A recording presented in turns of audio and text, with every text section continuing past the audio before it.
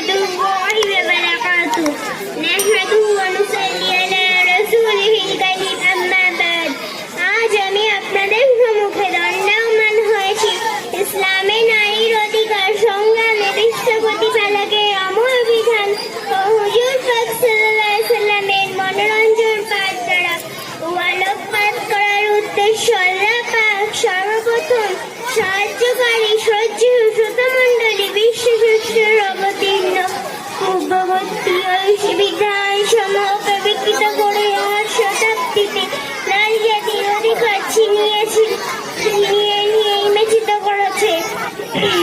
মৃত্যুঘাটে তার মধ্যে আরো ছিল নারী জাতির করুণ পরিস্থিতি। শিশু কন্যা জন্মগ্রহণ করলে তাকে অশুভ অমঙ্গল মনে করত, তাকে জীবিত পতিত করত। বলছে